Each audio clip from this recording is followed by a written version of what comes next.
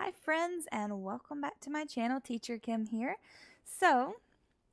I have talked about this before, and I kind of wanted to do a second update, talk about it again video. Burnout. Burnout is so real, and people don't believe you until it happens to them. But trust me, you will burn. Just kidding.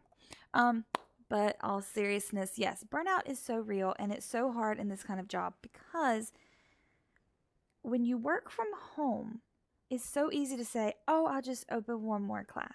Just one more class. I'm going to take these off. My glare's bothering me. Oh, just one more. Or, oh, I can do it. Oh, I can rest tomorrow, or I can rest next week. Y'all, burnout is so rough sometimes. So, as you know, I am a stay-at-home mother with a 4-year-old and a 10-year-old. I homeschool both children. My 10-year-old is in a homeschool group. So on Fridays, not every Friday, just some Fridays, he goes to class. On Wednesdays, we usually have events with the group, like whether it's just jumping or at a trampoline park, or whether it's like parties or all kinds of different things. It's kind of go. My kids are also in karate my son's in karate on Wednesdays. My daughter's in gymnastics on Friday.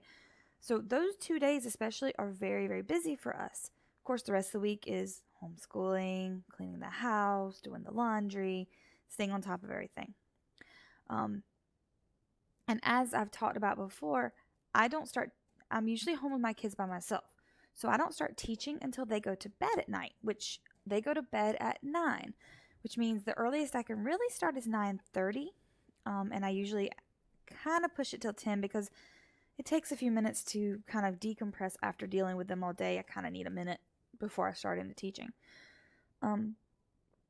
So lately, to make enough money to live, I've been working 10 until 2:30 in the morning, and then starting back up between 5 and 5:30, maybe 6 on some days, and teaching until about 8 or 8:30, depending on the weekends. Especially, it's usually 8:30.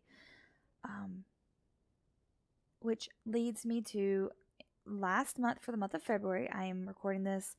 Technically, it's the February 29th, but I think in Beijing time, so it's March in Beijing. So anything I teach from here on out is March. But I'm rambling, and I apologize. Burnout. I taught 269 classes. With iTutorGroup, your 40 and 45-minute classes still only count as one class. With VIPKid, they would count as 2. So if you count those, I'm actually a little higher than that. I think probably maybe 273, 274, something like that. I'm not sure. But I've done all that with the hours I had with little sleep. Now, here's the problem with sleeping. So 2:30 till let's say 5:30.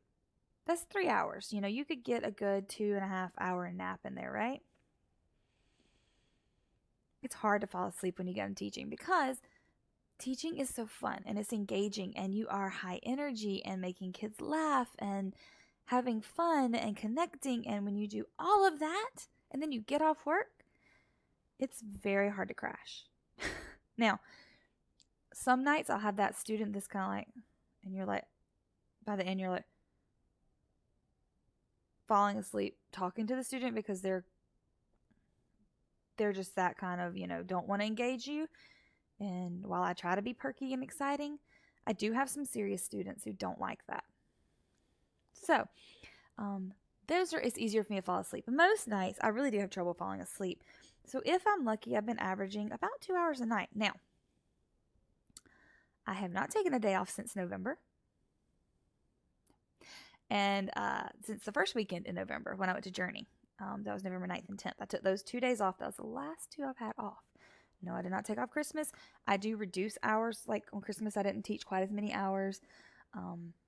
I've taken off a few days with iTutor and only done VIPKid.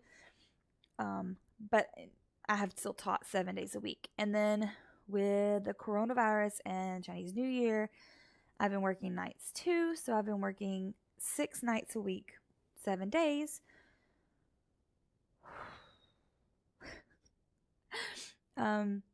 Yeah, I'm burnout. I am officially at burnout. So, coming up in the next few videos, I'm going to do some teaching and burnout tips, some tips to help you get through burnout and to deal with it. So, this was just kind of to give you a here's what's coming, and how I'm personally dealing with what I've done and the hours I work and how I deal with burnout. So, if you want to know some tips for dealing with burnout, subscribe to the channel, and I will see you in the next video. Bye.